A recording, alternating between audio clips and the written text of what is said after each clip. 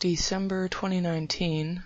Once I saw a documentary about happiness, and I'm not sure if it's on the internet. Could probably be copyrighted. It was shown in a classroom. It's definitely copyrighted.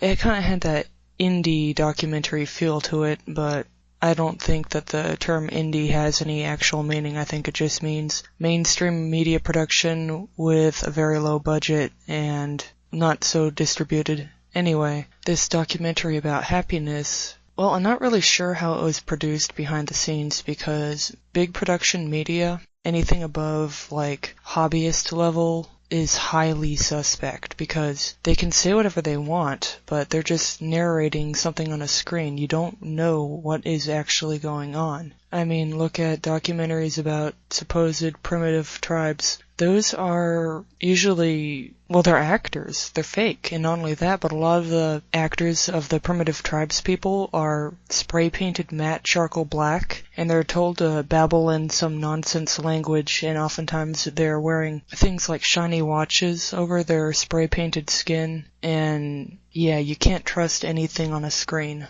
So, this documentary about happiness supposedly had different shots and scenes from around the world. America, Britain, Canada, India, China. Can't really remember. It was a while ago. And basically the message was people in first world countries are less happy than people in third world countries, and I'm not really even sure what to make of the first world or second world or third world labels because I don't really even know. History is not what we're told. And I hear a lot about how third worlders are more easily satisfied and content with what they have, and they have community, something that is not very present in the first world. And this is all just stuff I've heard secondhand. The people that I've met in real life from supposed third world countries aren't different from the people in my area, and I never got to know them well, but they were pretty much the same and just had a different language. They acted pretty much the same as anybody else did. So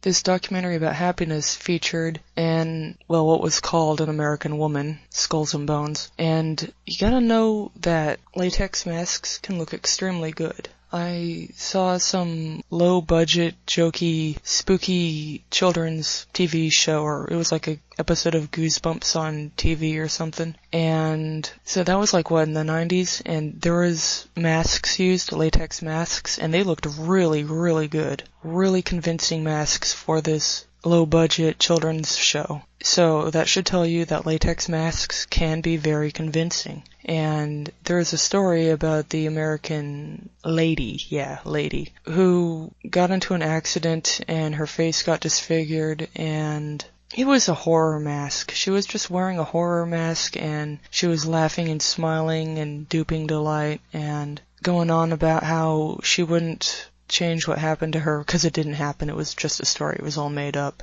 And I kept thinking, what kind of a real person would be happy with a disfigured face? It was just a mask. Not only that, she was getting paid. So there's that. And, there was no accident. Yeah, and that's why she was so accepting. At the end of the day, she just pulled off the mask and got her paycheck.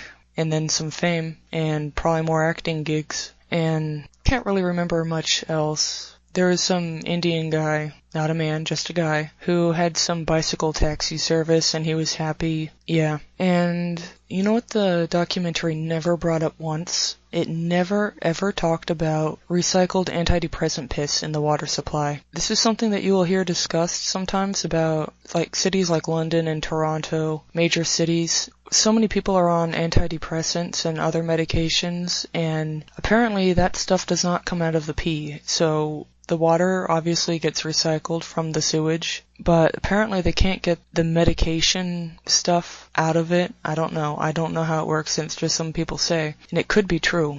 I mean, you gotta be careful about what you pay attention to, what you choose to believe. It's entirely possible that recycled antidepressant pee could be influencing people in cities. I don't know.